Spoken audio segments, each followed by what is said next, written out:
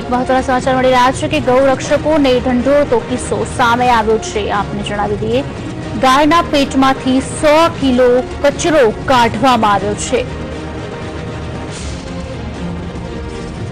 Plastic, લોખંડ, હેરપિન અને screw ગાયના પેટમાંથી કાઢવામાં આવ્યા છે। ગૌરક્ષકોને ઢંઢોળતો આ એક કિસ્સો બહાર આવ્યો છે। ગાયનું ઓપરેશન કરીને આ કચરો કાઢવામાં આવ્યો છે। નાની વાત નથી, 100 કિલો કચરો ગાયના પેટમાંથી કાઢવામાં આવ્યો છે અને 35 કિલો પ્લાસ્ટિક કાઢવામાં આવ્યું છે। ઓપરેશન દ્વારા ગાયના પેટમાંથી કચરો કાઢવામાં આવ્યો છે અને ક્યાં સુધી આવી જ હાલત ગાયની થતી રહેશે તે એક સવાલ છે। ગૌ સેવકો શા માટે ગાયને છૂટી મૂકે છે? ખાસ કરીને માલિકો શા માટે ગાયને આવી રીતે છૂટી પડે છે?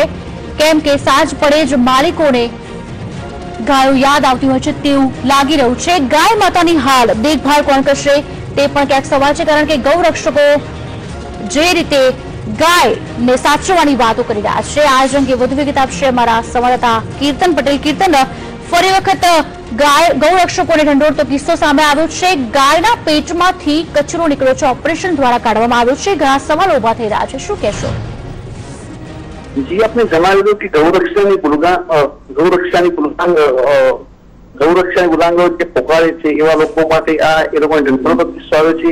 ગઈકાલે સાબરમતી વિસ્તારમાંથી ગાયનું રેસ્ક્યુ ઓપરેશન કરવામાં આવ્યું હતું અને ત્યારે પશુ ડોક્ટરે ગાયનું ઓપરેશન કર્યું।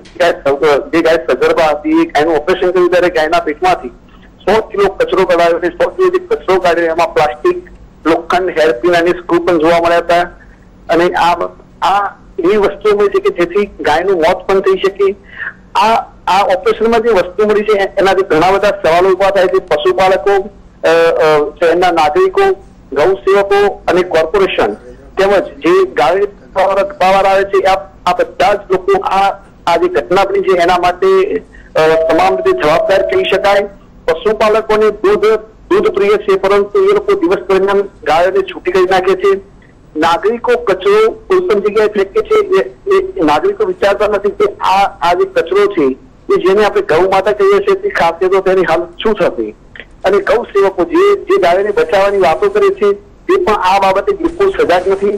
કોર્પોરેશનની જે ટીમ કહી શકાય એ પણ જે ડસ્ટબિન જ્યાં સિટીમાં પડ્યા હોય છે ત્યાં ડસ્ટબિનમાં જે કચરો હોય છે જે ગાયો ખાતી હોય છે એટલે કોર્પોરેશન પણ એટલું જવાબદાર છે।